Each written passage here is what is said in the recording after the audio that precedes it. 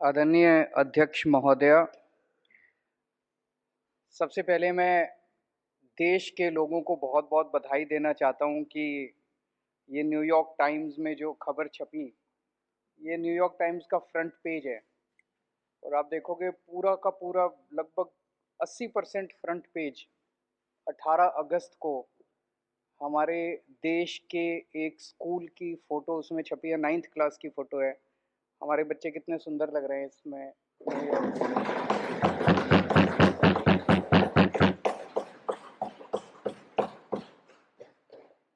और उसके नीचे मनीष सिसोदिया जी की फ़ोटो छपी है। लिखा है मनीष सिसोदिया दिल्ली एजुकेशन मिनिस्टर। ये पूरे देश के लिए गर्व की बात है। 130 करोड़ भारतीयों के लिए गर्व की बात है। सबका सीना चौड़ा हो गया जिस दिन ये खबर छपी थी। मैं समझता हूँ पूरे देश में अगर आप पूछो कि केंद्र सरकार में शिक्षा मंत्री कौन है, मुझे नहीं लगता किसी को भी पता होगा। मैं अगर आप पूछो कि उत्तर प्रदेश का शिक्षा मंत्री कौन है, किसी को नहीं पता होगा। मैं एक वो देख रहा था सोशल मीडिया पे, ये टीवी वाले कई बार बच्चों से पूछते हैं। एक बच्चे से पूछा, बेटा केंद्र का शिक्षा मंत्री कौन है? बोला मनीष सिसोदिया। उससे पूछा उत्तर प्रदेश का शिक्षा मंत्री कौन है? बोला मनीष सिसोदिया। उससे पूछा राजस्थान का शिक्षा मंत्री कौन है? बोला इस देश में एक ही शिक्षा मंत्री है। और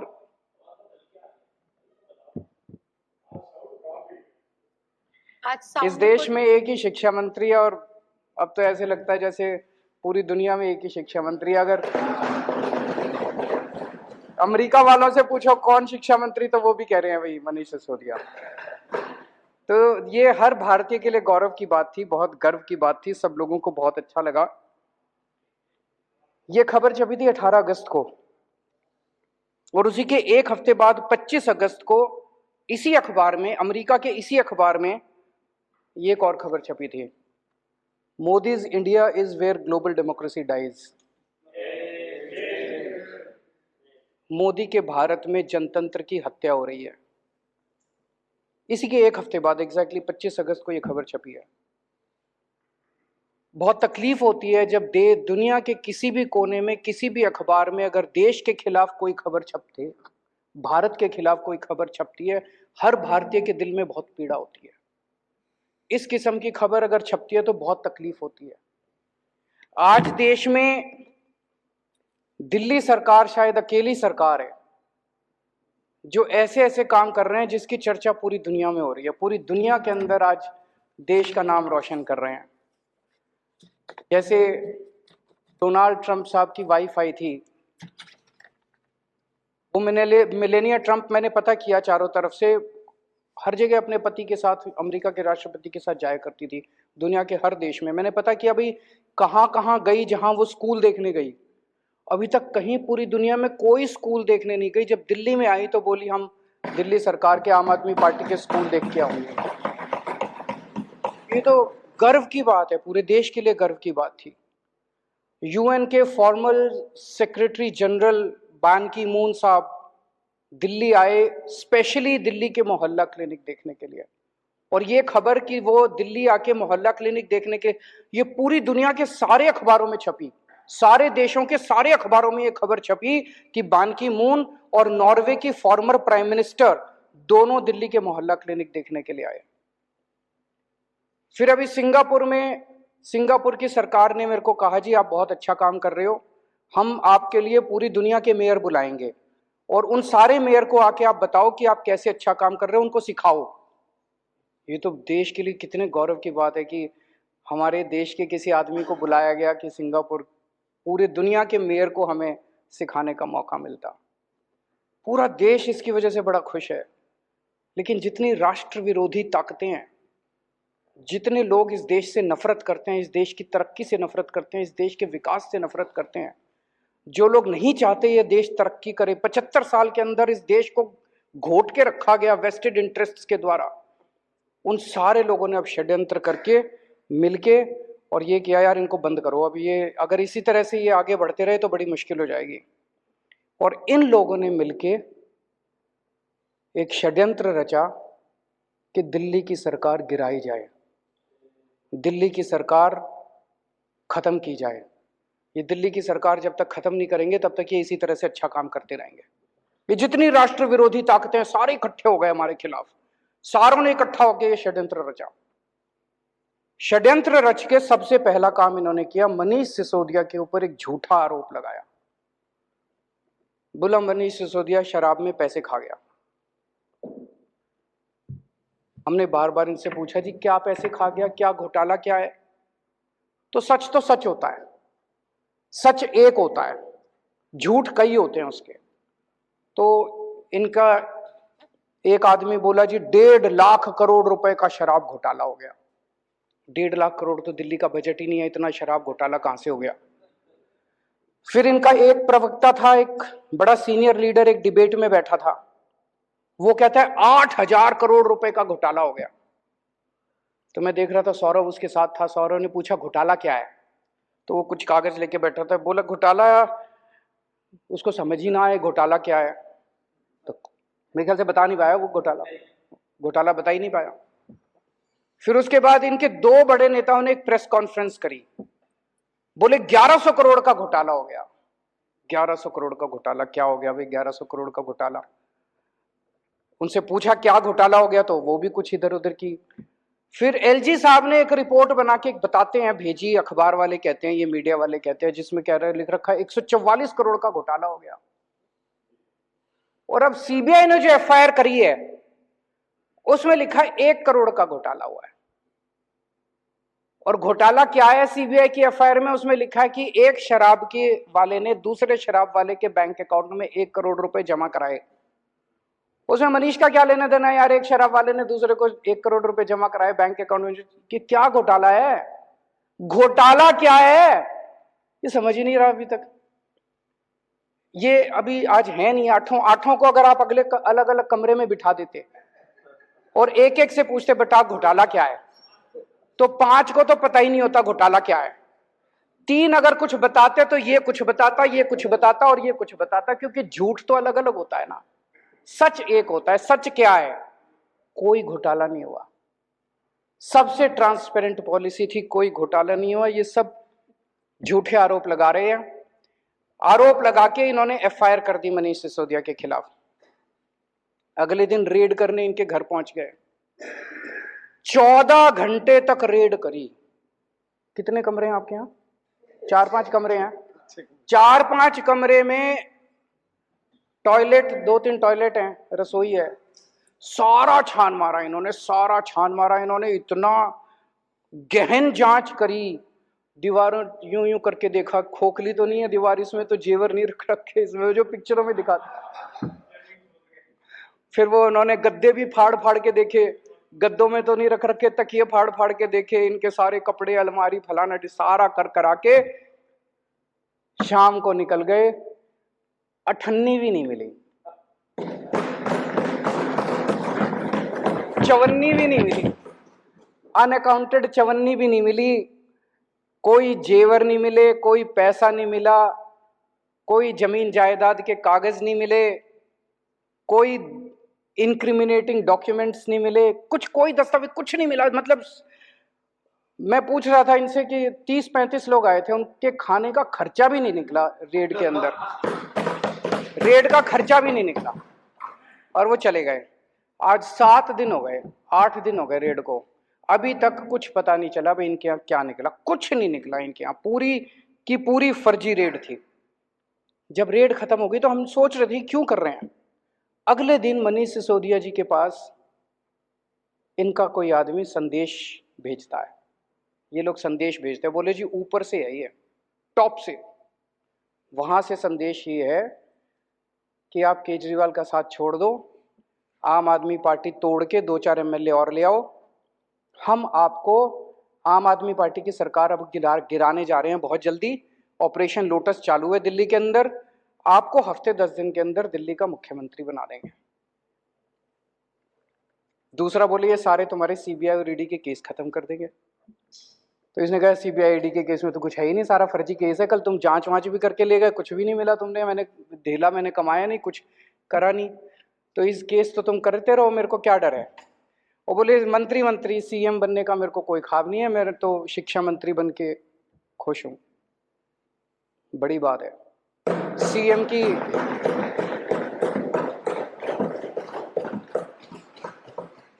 की कुर्सी ठुकराना कोई हंसी खेल थोड़ी है।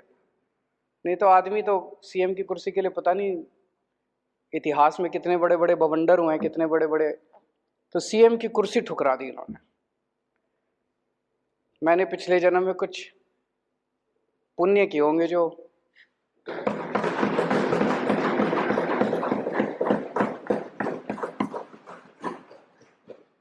ऐसे डिप्टी सीएम और शिक्षा मंत्री मिले। उसके बाद जब ये नहीं चला तो फिर आप लोगों के पास आए। मेरे पास अभी तक 12 एमएलए आ चुके हैं।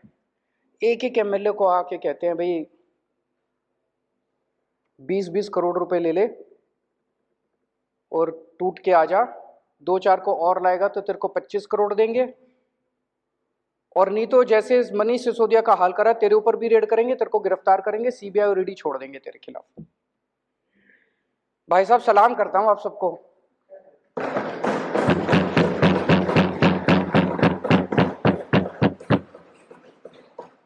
कोई नहीं टूटा, एक भी नहीं तोड़ पाई अभी तक।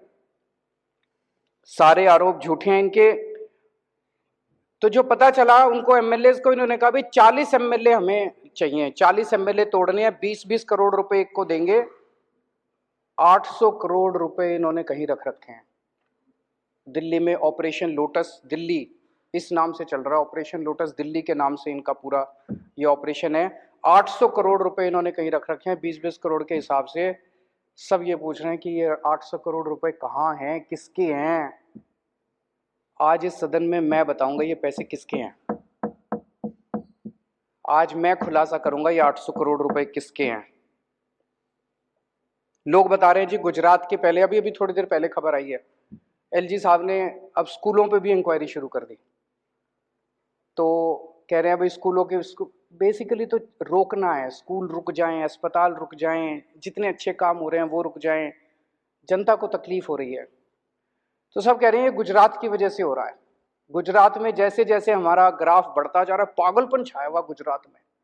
लोग दुखी हो चुके हैं इन लोगों से। जहां जाते हैं हर गांव, पूरे के पूरे गांव आम आदमी पार्टी के साथ जोड़ते जा रहे हैं गुजरात। किसी ने सोचा नहीं था।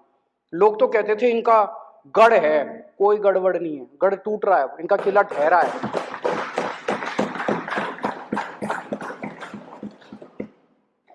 तो लोग तो यही कह रहे हैं जी दिसंबर में सरकार बनने के बाद गुजरात में इनके 27 सालों की आप इंक्वायरी कराओगे, तब तक ये इंक्वायरी करा रहे हैं दिल्ली के अंदर। अगर आज हम गुजरात चुनाव अनाउंस कर देना भाई गुजरात चुनाव हम नहीं लड़ेंगे, ये सारी इंक्वायरी बंद हो जाएगी, सारी ईडी बंद, सीबीआई बंद, सब खत्म। उसी की वजह से हो रहा है ये। कई सरकार गिरा चुके अभी तक ये देश में। गोवा की सरकार गिराई, कर्नाटक की सरकार गिराई, महाराष्ट्र की सरकार गिराई, असम की सरकार गिराई, मध्य प्रदेश की सरकार गिराई, बिहार की सरकार गिराई, अरुणाचल प्रदेश की सरकार गिराई, मणिपुर की सरकार गिराई, मेघालय की सरकार गिराई। शहर में एक सीरियल किलर आया हुआ है जो एक के बाद मर्डर करता जा रहा है, एक के बाद एक मर्डर करता जा रहा है। जनता सरकार चुनती है, ये सरकार गिरा देते हैं। मतलब जनता को तो रौंद रखा है। महाराष्ट्र में जनता ने एक सरकार चुनी, गिरा दी। गोवा में जनता ने एक सरकार चुनी, गिरा दी। जनता के पीछे पड़े हैं और सब जगह पैटर्न एक ही है। अभी जैसे महाराष्ट्र में भी हम लोगों ने देखा, जितने टूट के इधर से उधर गए, बताते हैं सबके पीछे सीबीआई ईडी पड़ी थी। सीबीआई और ईडी उनको बुला रही थी, जैसे वो इधर से उधर गए सीबीआई ईडी के केस बंद। सेम पैटर्न हर जगह यही चल रहा है। पहले ये सीबीआई और ईडी के केस लगाते हैं 4-5 के खिलाफ, तो दूसरे वाले सारे डर के, जिन्होंने गलत काम कर रखे होते हैं, वो सारे डर के फिर उनको मैसेज भेजते हैं भाई तुम्हारा भी यही हाल कर देंगे तुम, तो सारे इनके पास आ जाते हैं, फिर ये तोड़ लेते हैं, फिर ये सरकार गिरा देते हैं। सेम पैटर्न है। वो जो सीरियल किलर का पैटर्न होता है, आपने वेब सीरीज देखी होंगी आजकल काफी आ रही हैं, जैसे सीरियल किलर का पैटर्न होता है ना, वैसे उसी पैटर्न, सेम पैटर्न है। यही पैटर्न इन्होंने दिल्ली में किया कि सीबीआई ईडी भेजी, पहले सत्येंद्र के खिलाफ भेजी, फिर मनीष के खिलाफ भेजी। अब आपको डरा रहे हैं कि तुम्हारा भी यही हाल कर देंगे, सत्येंद्र वाला हाल कर देंगे, तुम्हारा मनीष वाला हाल कर देंगे। डरा के ये दिल्ली में आम आदमी पार्टी को तोड़ना चाहते हैं। लेकिन हमने कुछ गलत कर ही नहीं रखा, तो हम सीबीआई और ईडी से क्यों डरे? हम कहते हैं कर लो, हमें जेल जाने से डर नहीं, सारे इनमें आधे से ज़्यादा तो जेल जा चुके, तो कर लो, जो करना कर लो, हमारे को क्या फर्क पड़ता है। अभी तक 277 एमएलए खरीद चुके हैं ये लोग। 277 एमएलए पिछले कुछ सालों के अंदर ये लोग खरीद चुके हैं। दिल्ली में अभी रेट 20 करोड़ का था, महाराष्ट्र में सुनते थे 50 करोड़ है, दिल्ली वालों को पता नहीं क्यों दिल्ली में कह रहे, पर मान लो 20 भी मान लो, 20 करोड़ के हिसाब से खरीदा तो 277 एमएलए के लिए इन्होंने 5,500 करोड़ रुपए खर्च किए, और दिल्ली के लिए 800 करोड़ रख रहे हैं, तो 6300 करोड़ रुपए 6300 करोड़ रुपए इन्होंने ऑपरेशन लोटस में खर्च किए। ये पैसा कहां से आया? ये पैसा किसका है? 6300 करोड़ रुपए खर्च कर दिए इन लोगों ने एमएलए खरीदने में। ये किसका पैसा है? इसका मैं आज खुलासा करना चाहता हूं। आज देश का हर आदमी महंगाई से बड़ा परेशान है। 2014 में डीजल का दाम था 54 रुपए, अब हो गया 90 रुपए। पेट्रोल का दाम था 2014 में 60 रुपए, अब हो गया 110 रुपए। सीएनजी 37 रुपए थी, 75 रुपए पहुंच गई। एलपीजी 410 रुपए की थी, 1053 रुपए का एक सिलेंडर हो गया। वनस्पति ऑयल 70 रुपए का था, 170 रुपए हो गया। और नमक 7 रुपए का था, 15 रुपए हो गया। हर चीज के दाम बढ़ गए, डबल ट्रिपल हो गए। एक आम आदमी बेचारा, तनख्वाह बढ़ी नहीं है, घर कैसे चलाए तो कैसे चलाए वो? ये जितनी जीएसटी, ये जितना महंगाई हो रही है, इतना जीएसटी लगा दिया इन लोगों ने। ये सारा पैसा कहां जा रहा है? ये सारा पैसा दो चीजों में जा रहा है। एक, अपने अरबपति दोस्तों के कर्जे माफ करते हैं, और दूसरे ये एमएलए खरीदते हैं। इन दो चीजों में जा रहा है। महाराष्ट्र की सरकार गिरानी थी तो छाछ पे जीएसटी लगा दी, दही पे जीएसटी लगा दी, शहद पे जीएसटी लगा दी, गेहूं पे जीएसटी लगा दी, चावल पे जीएसटी लगा दी। अगर अपने एक दोस्त का कर्जा माफ करना होता है, पेट्रोल के दाम बढ़ा देते हैं। दूसरे के दोस्त का कर्जा माफ करना होता है, डीजल के दाम बढ़ा देते हैं। अगर गोवा की सरकार गिरानी होती है, यहां पे जीएसटी बढ़ा देते हैं। जितना पैसा जीएसटी और महंगाई की वजह से हो रहा है, पेट्रोल का दाम बढ़ रहा है, डीजल का दाम बढ़ रहा है, इसका अधिकांश पैसा केवल और केवल अरबपति दोस्तों के कर्जे माफ करने में और ये एमएलए खरीदने के अंदर जा रहा है। अब ये कह रहे हैं झारखंड की सरकार गिरने वाली है।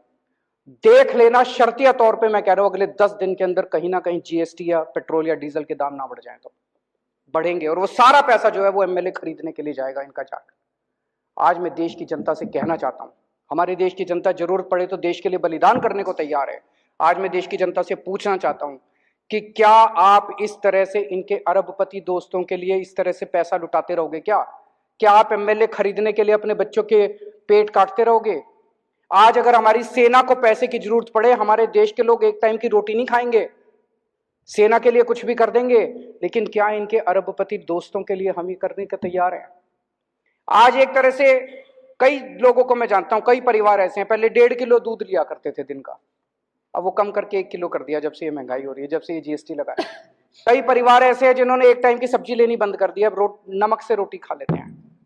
तो एक तरह से गरीब का खून चूस के, और वो पैसा ये अरबपति दोस्तों को दे रहे हैं, गरीब का खून चूस के इस देश के अंदर एक आदमी की सत्ता की हवस को पूरा करने के लिए सारा का सारा पैसा इस्तेमाल किया जा रहा है। क्या देश के लोगों को यह मंजूर है? हम भारत को नंबर 1 देश बनाना चाहते हैं। हमारा मकसद है, हमारा सपना है, पूरे देश के लोगों का सपना है कि भारत दुनिया का नंबर 1 देश बनना चाहिए। भारत दुनिया का नंबर 1 देश कैसे बनेगा? जब हर बच्चे को अच्छी शिक्षा मिलेगी। सब बच्चों को पढ़ाना पड़ेगा, स्कूल खोलने पड़ेंगे, अस्पताल बनाने पड़ेंगे, सड़कें बनानी पड़ेंगी, ये सारा काम करना पड़ेगा। लेकिन जितने लोग काम कर रहे हैं इस देश के अंदर, उन सारे लोगों को अगर आप काम नहीं करने दोगे, उनको रोकोगे, उनके पीछे सीबीआई ईडी छोड़ दोगे, तो फिर देश आगे कैसे बढ़ेगा? आपने इनके, ये इतनी पीसी करते हैं, आपने देखा होगा कि कोई एक प्रेस कॉन्फ्रेंस इनकी काम से रिलेटेड होती है, सारी पॉलिटिकल गाली गलौज, इसके खिलाफ उसके खिलाफ। और हमारी प्रेस कॉन्फ्रेंस देख लो, 90% हमारी प्रेस कॉन्फ्रेंस जो है काम से रिलेटेड होती है। स्कूल बना दिया जी, अस्पताल बना दीजिए, अब इतने मोहल्ले क्लिनिक खोल दीजिए, अब ये काम कर दीजिए। हम केवल काम के ऊपर करते हैं, ये केवल और केवल शुद्ध राजनीति करते हैं। ये जैसे अभी मैं देख रहा, कुछ कहते हैं कि इनके स्कूल बड़े खराब हैं, चलो हमारे खराब है, तुम अपने दिखा दो, तुम तो दिखाओ। आज वो असम के चीफ मिनिस्टर ने लिखा कि कुछ, मैंने कहा ठीक है जी मैं आ जाता हूँ, असम में एक जवाब ही नहीं दे रहा वो। मैंने कहा जी मैं आ जाता हूँ, आपसे सीख लेते हैं, मगर आपने कोई अच्छा काम करा है असम के ऊपर, हमारे को तो कोई ईगो नहीं है, हम सीख लेते हैं आपसे, आप हमसे सीखो, हम आपसे सीखेंगे, तभी तो देश तरक्की करेगा। ये कहते हैं हम भ्रष्टाचार के खिलाफ लड़ाई लड़ रहे हैं, जितने भ्रष्टाचारी हैं उनके खिलाफ कर रहे हैं। ये लड़ाई भ्रष्टाचार के खिलाफ नहीं है, ये लड़ाई एक आदमी के स्वार्थ की लड़ाई है, एक आदमी की सत्ता की हवस की लड़ाई है। 15 अगस्त को लाल किले पे खड़े होकर उन्होंने कहा पूरे देश को कि मैं भ्रष्टाचार की लड़ाई लड़ रहा हूं, देशवासियों मुझे आपका साथ चाहिए।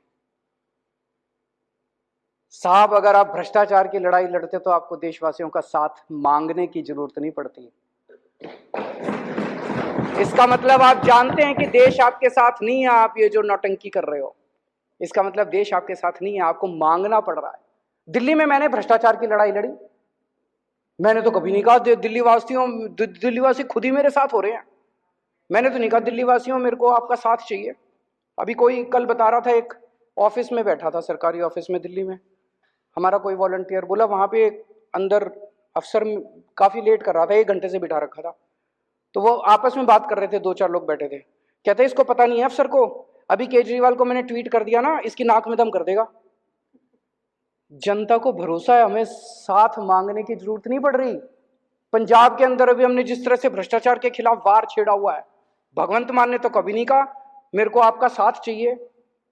आपको पता है आपके साथ देश की जनता नहीं है, इस गंदगी में देश की जनता देख रही है कि आप भ्रष्टाचार के खिलाफ लड़ाई नहीं लड़ रहे, आप अपने स्वार्थ की लड़ाई लड़ रहे हैं, आप अपनी सत्ता की हवस की लड़ाई लड़ रहे हैं।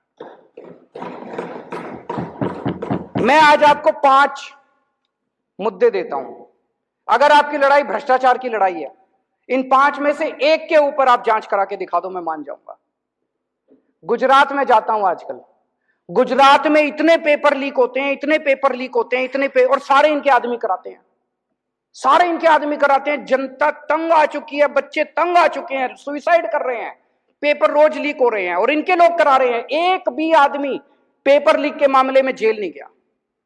मैं चैलेंज करता हूं, एक आदमी को दिसंबर के चुनाव के पहले आप जेल भिजवा के दिखा दो, अगर हिम्मत है तो लड़ाई आपकी भ्रष्टाचार के खिलाफ नहीं है, भ्रष्टाचार का तो आप बेनिफिशियरी हैं।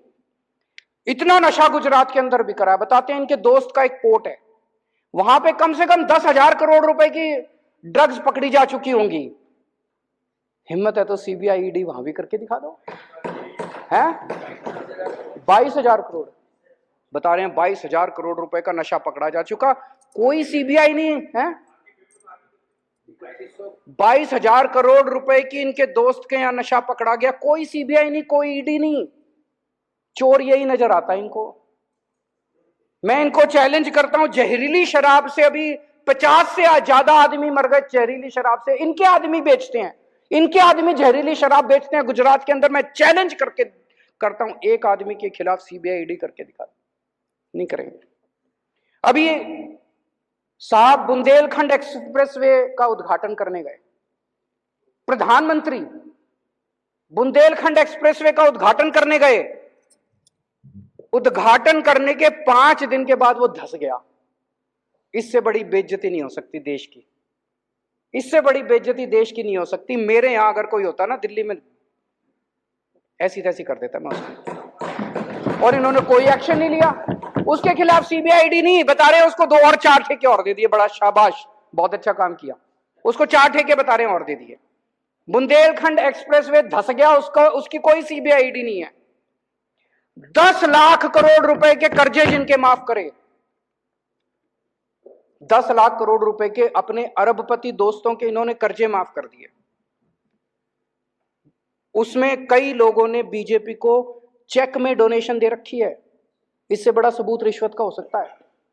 भाई तुमने उससे डोनेशन ली और डोनेशन लेके उसके कर्जे माफ कर दिए, इससे बड़ा रिश्वत का सबूत क्या होगा? हिम्मत है तो जरा सीबीआई ईडी, 5 केस दे दिए मैंने आज, कहोगे तो और 50 और दे देंगे।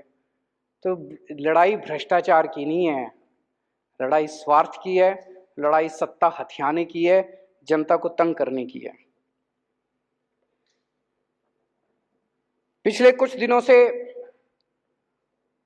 ये चल रहा है कि इन्होंने इतने आदमी, इतने एमएलए तोड़ लिए, इतने एमएलए तोड़ लिए, इतने, मेरे पास कई फोन भी आ रहे हैं लोगों के कि जी सब ठीक है ना, 2-4 कितने गए, बहुत फोन आ रहे हैं मेरे पास।